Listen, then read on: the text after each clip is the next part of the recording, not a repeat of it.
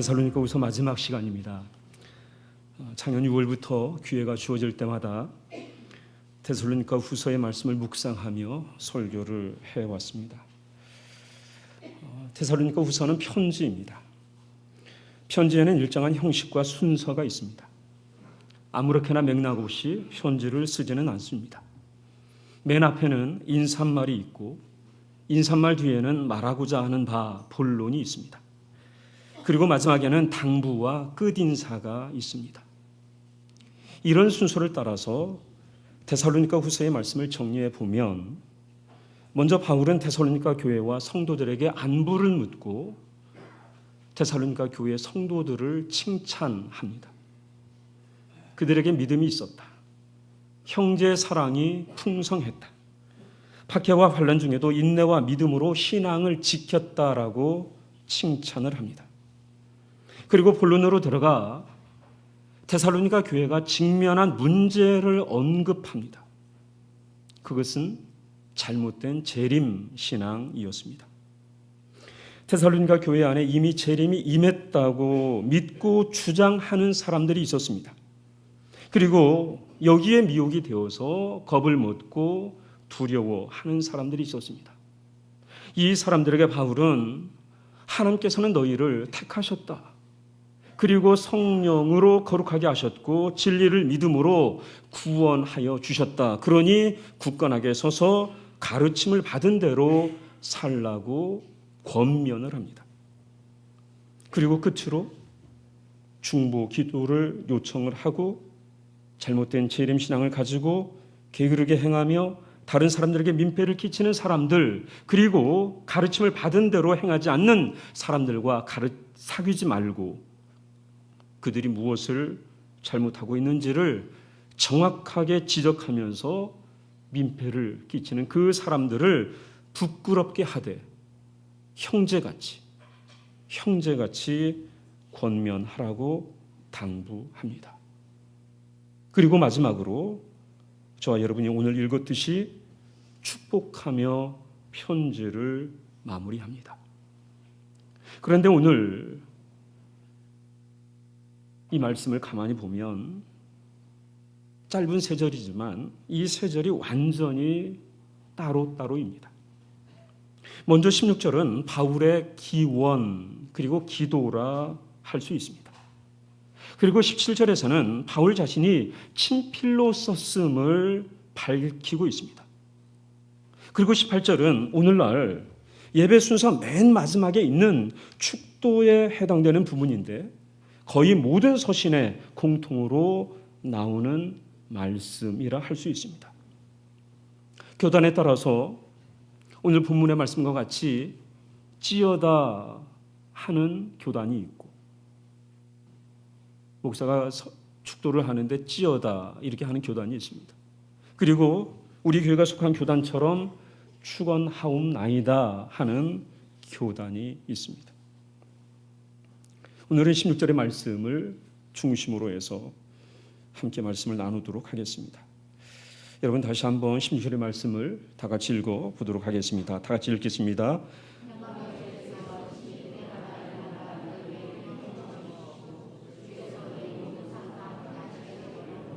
굉장히 익숙한 말씀입니다. 여러분 왜 익숙할까요? 16절의 말씀을 우리가 지금 목회자들이 신방을 하고 있는데 목회자들이 신방을 할 때 많이 사용하는 말씀이기도 합니다.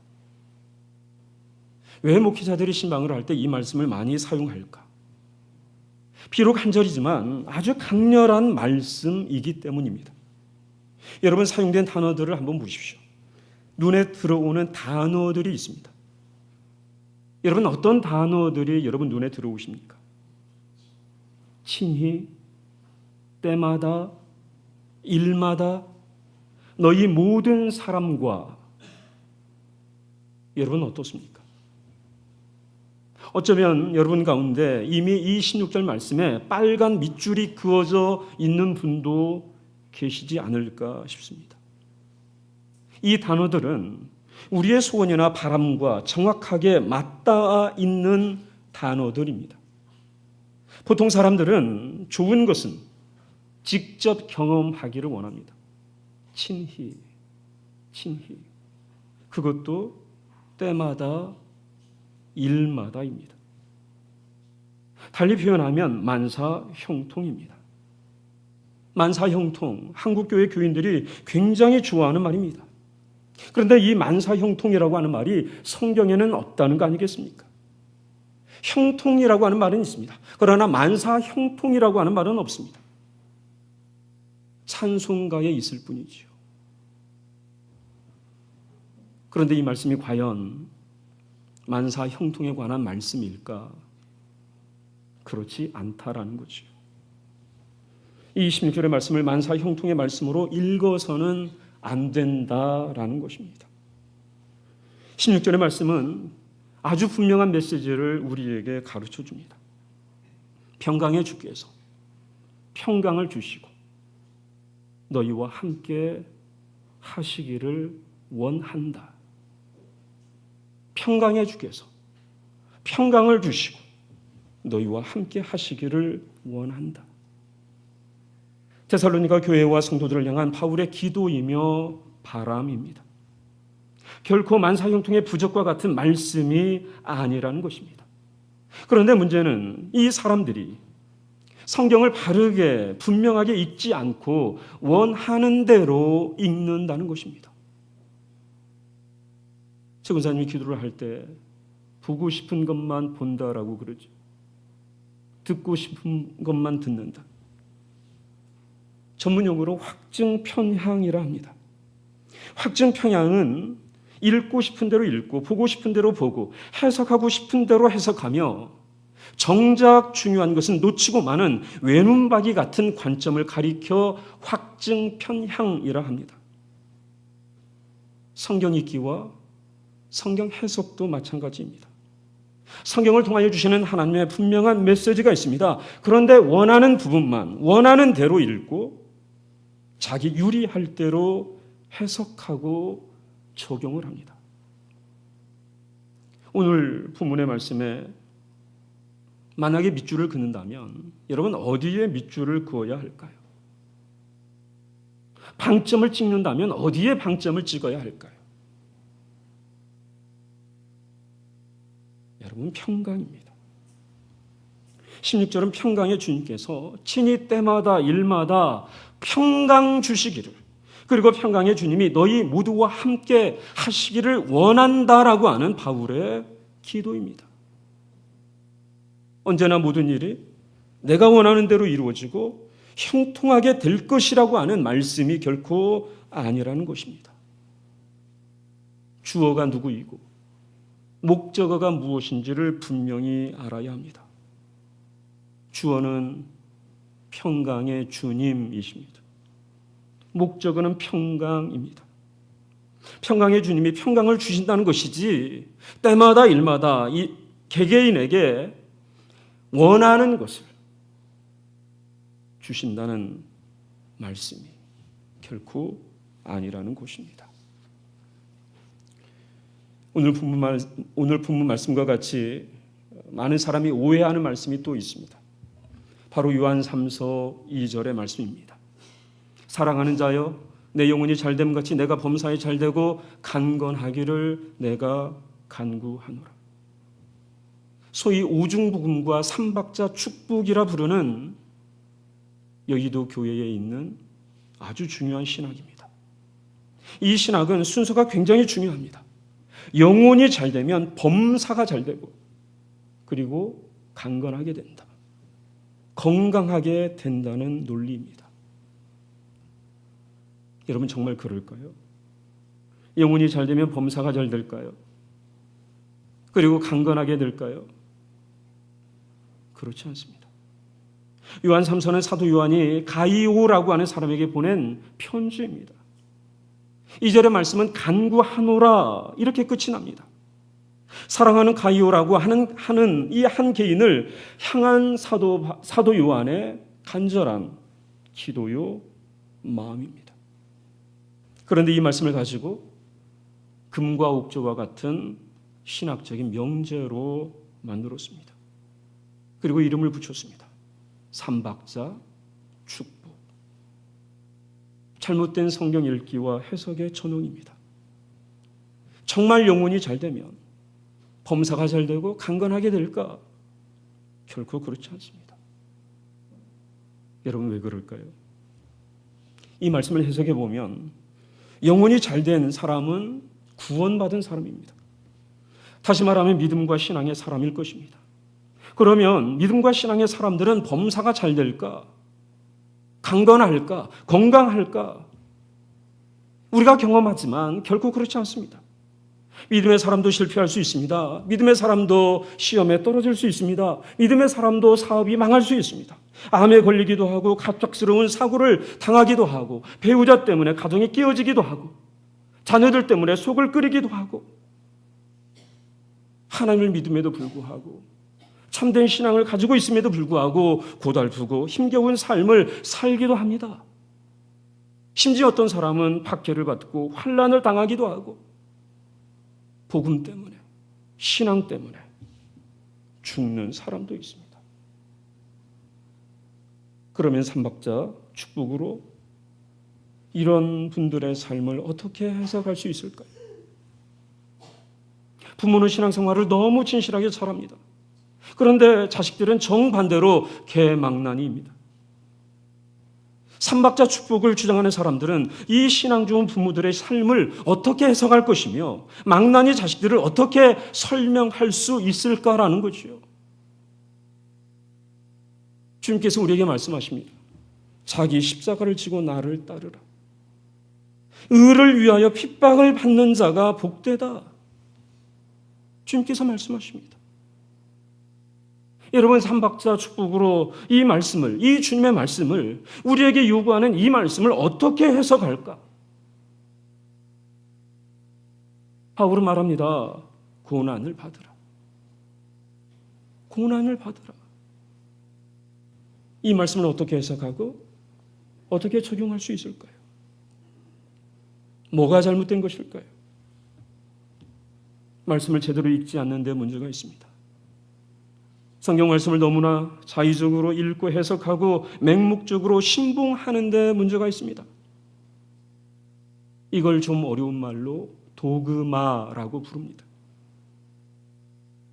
요한 3서 2절의 말씀, 그 다음에 나오는 말씀만 읽어보아도 사도 바울이 궁극적으로 무엇을 말하고자 하는지 우리는 알 수가 있습니다.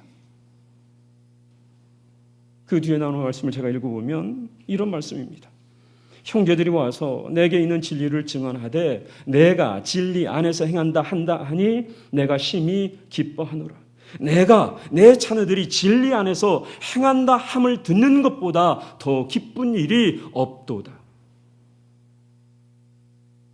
여러분 진리와 도금하는 궤를 달리합니다. 여러분 잘 생각해 보십시오. 때마다 일마다 잘 되면 복일까요? 아니면 저주일까요? 원하는 대로 바라는 대로 소원하는 대로 기도하는 대로 이루어지고 응답된다면 그것이 복일까요? 저주일까요? 그런 세상 천국일까요? 아니면 지옥일까요? 자기는 천국일지 모르지만 아마 다른 사람들에게는 지옥일 것입니다. 왜 그럴까요? 사람들의 생각과 판단과 삶의 지향이 그리고 이해관계가 각각 다르기 때문입니다. 내가 좋아하는 것이 다른 사람에게도 마냥 좋을 수 없습니다. 반대로 내가 싫어하는 것이 다른 사람에게 싫어하는 것이 아니라 오히려 좋은 것일 수도 있습니다.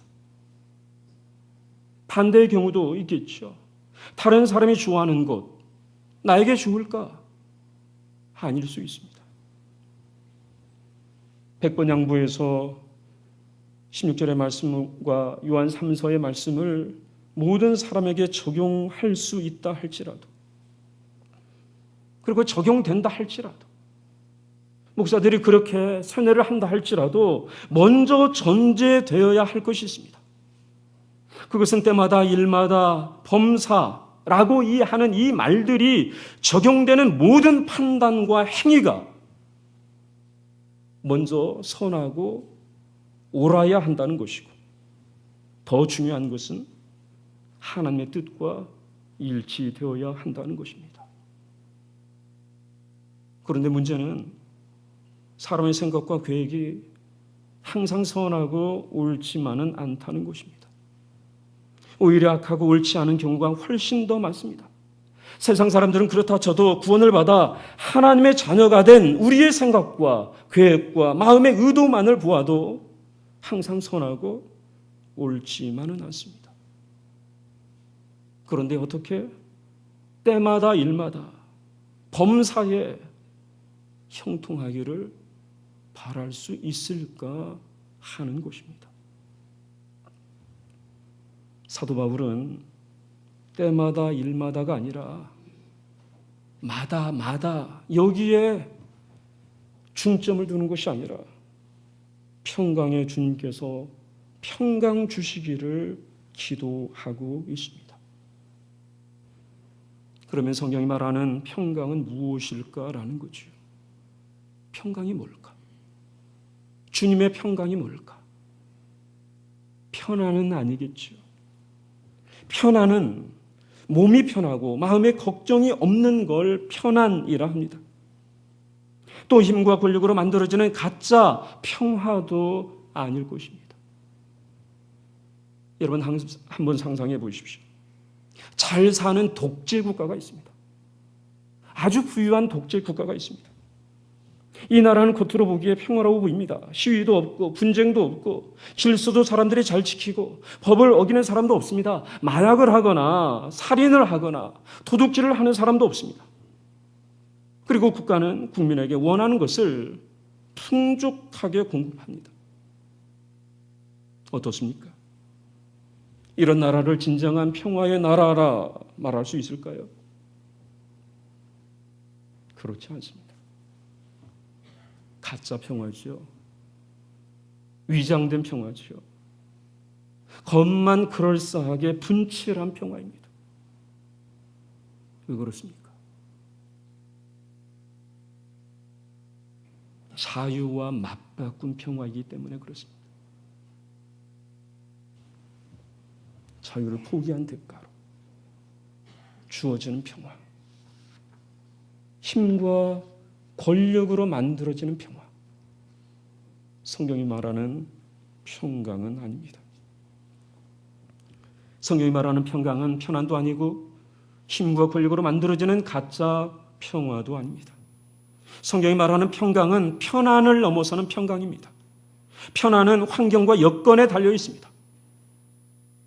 누구나 편안하고 싶어 합니다. 몸이 편하고 걱정 없이 사는 것, 누구나 원하는 것입니다. 그런데 문제는 그 누구도 편안할 수 없다는 것입니다. 잠시 편안할 수는 있지만 전 생애에 걸쳐서 편안할 수는 없습니다. 왜 그렇습니까? 환경과 여건은 시시각각 변하고 우리가 원하는 대로, 우리가 뜻하는 대로 환경과 여건이 움직여 주지 않기 때문입니다. 그래서 돈으로 편안을 살 수가 없습니다. 거대한 힘과 권력을 가지고 모든 걸 통제할 수가 없습니다. 우리나라에서 가장 큰 대기업의 딸이자 유명 고급 호텔 사장이 최근 수면 마취 주사를 상습적으로 맞았다 하여 경찰 조사를 받고 있습니다. 이뿐만이 아니라지요. 이혼 소송 중에 있다고 말을 합니다. 돈 많은 사람입니다. 힘을 가진 사람입니다. 권력을 가진 사람입니다. 왜 수면 마취제를 맞을까요? 왜 이혼 소송을 할까요?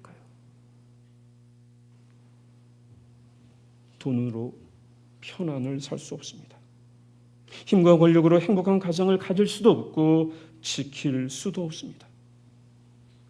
성경이 말하는 평강은 환경과 여건에 따라 달라지는 편안이 아닙니다. 환경과 여건을 넘어서서 주어지는 평강입니다. 이 평강은 사람이 만들 수 없고 사람이 줄 수도 없습니다. 오직 평강의 주님만이 주실 수 있는 하늘의 평강입니다. 그래서 사도 바울은 박해와 환난 가운데 있는 데살로니가 교회 성도들에게 박해와 환난을 피하는 방법을, 비법을 가르쳐 주지 않습니다. 문제 많은 성도들, 불순종하는 성도들 어떻게 다루어야 하는지 그 방법을, 해결책을 가르쳐 주지 않습니다. 현실적으로 볼 때에 방법을 가르쳐 주는 게 더 좋습니다. 비법을 가르쳐 주는 게 더 낫습니다. 그런데 방법을 가르쳐 주지 않습니다. 왜냐하면 딱 들어맞는 방법도 없지만 사람이 환경과 여건을 완벽하게 통제할 수 없기 때문입니다. 100개 중에서 99개를 가진 사람도 어찌할 수 없는 한계 때문에 불편해하고 힘들어합니다. 여러분, 교회가 하나님의 교회인 것은 분명합니다. 하지만 하나님의 교회임에도 불구하고 어느 교회나 문제를 가지고 있습니다. 어느 교회나 문제를 만들고 교회 공동체의 질서를 무너뜨리고 지체들을 힘들게 하는 사람들이 있습니다. 아무리 가르쳐도, 아무리 말씀을 듣고 가르침을 받아도 변하지 않는 사람들이 있습니다. 늘 제자리 걸음인 사람들이 있습니다. 그리고 결정적인 순간에 하나님의 나라를 구하고 공동체의 유익을 구하는 것이 아니라 욕심과 탐욕의 발톱을 드러내는 사람이 있습니다. 이런 사람들을 보고 있노라면 어떤 마음이 들까요? 여러분 주변에 이런 사람이 있습니다. 그 사람들을 볼 때에 여러분 어떤 생각이 드십니까? 마음이 다치지요. 마음이 차가워지지요. 실망스럽고 냉소적으로 바뀌게 되어 있습니다. 그 사람과 나 사이에 두꺼운 벽이 만들어지게 되어 있습니다. 그래서 필요한 것이 뭘까? 그래서 필요한 것이 주님이 주시는 평강이 필요합니다.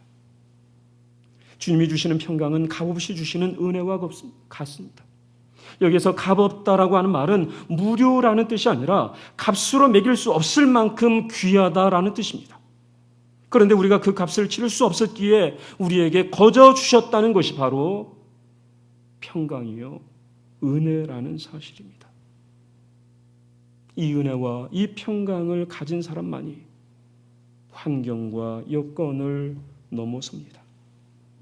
환경과 여건의 지배를 받아 실망하고 절망하고 불평하고 원망하는 것이 아니라 비록 환경과 여건이 마음대로, 뜻대로, 원하는 대로 되지 않아도 그 안에서 하나님의 뜻을 발견하고 기뻐하고 감사하고, 그리고 이 평강이 소망으로 연결되어 참고 견디며 인내하게 합니다. 그리고 믿음의 줄을 붙들고 환경과 여건을 넘어서서 역사하시는 하나님을 의지하며 울타리와 경계를 넘어 하나님께서 원하시는 곳으로 나아갑니다. 그러면 그 울타리와 경계가 어떤 울타리와 경계일까라는 거죠. 먼저는 환경과 여건이라는 울타리입니다. 그리고 나와 우리라는 경계입니다. 여러분, 그렇습니다. 주님 주시는 평강과 은혜가 없으면 우리는 환경과 여건이라고 하는 울타리 안에 갇혀 살 수밖에 없습니다. 나와 우리라고 하는 경계를 벗어날 수가 없습니다. 왜 그렇습니까? 우리가 연약해서 그렇죠. 우리가 환경과 여건의 지배를 받을 수밖에 없는 연약한 존재이기 때문에, 그리고 나와 우리라고 하는 그 경계를 벗어날 수 없을 정도로 우리가 다 이기적인 존재이기 때문입니다. 주님 주시는 은혜가 없으면, 주님 주시는 평강이 없으면 우리는 자신을 넘어설 수가 없습니다. 교회 안에서 진행되는 모든 사역들을 여러분 생각해 보십시오. 다 경계를 넘어서는 일들입니다. 봉사하는 것, 섬기는 것, 구제하는 것, 전도하는 것, 선교하는 것, 모두 나라고 하는 경계, 우리라고 하는 경계를 넘어서서 하는 일들입니다. 여러분, 편안이라고 하는 것에 매여 있다면, 여러분 환경이나 조건이라고 하는 그 울타리 안에 갇혀 있다면 우리는 봉사할 수 없습니다. 우리는 섬길 수 없고 우리는 전도나 우리는 선교를 결코 할 수가 없습니다. 편안함만을 생각하면 헌신할 수 없습니다. 헌금도 못하고 전도도 못하고 선교도 못하게 되어 있습니다. 사람은 본능적으로 편안함을 추구하게 되어 있습니다. 그리고 결코 가득 채울 수 없는 자신의 주머니만을 채우는데 급급한 삶을 살게 되어 있습니다. 한국 사회에서는 집이 굉장히 중요합니다. 현재 집은 삶의 중요한 터전이며 돈을 버는 수단이 되어버렸습니다. 집을 둘러싼 담장이 높으면 높을수록, 집으로 들어가는 문이 많으면 많을수록 집값이 높다 합니다. 이게 무엇을 의미할까요? 울타리와 경계를 더욱더 높게 해야 되고, 그리고 견고히 하려고 하는 사람의 욕망과 탐욕이 그 안에 담겨져 있습니다. 여러분, 창세기에 나오는 사람이 만든 최초의 건축물이 무엇인지 아십니까? 최초의 건축물, 바로 가인이 만든 성입니다. 가인이 그 아들 에녹을 낳고 성을 쌓고 이름을 붙였습니다. 에녹성. 성을 쌓았습니다. 성벽은 높았을 것입니다. 성 주변에는 깊고 넓은 해자도 만들었을 것입니다. 나가지도 않고 들어오지도 못하게 하려는 계획이었을 것입니다. 그리고 자신이 만든 그 성 안에서 자신은 모든 것을 통제하며 원하는 대로 하고 싶은 대로 살려 했을 것입니다. 이 성이 나중에 더 큰 성 바벨탑이 되죠. 그런데 다 무너지고 말았습니다. 왜 무너졌을까요? 하나님께서 원하시는 성이 아니기 때문입니다. 여러분, 하나님께서 원하시는 것은 무엇일까요? 하나님은 우리가 어떤 사람이 되기를 원하실까요? 평강의 사람, 은혜의 사람이 되기를 원하십니다.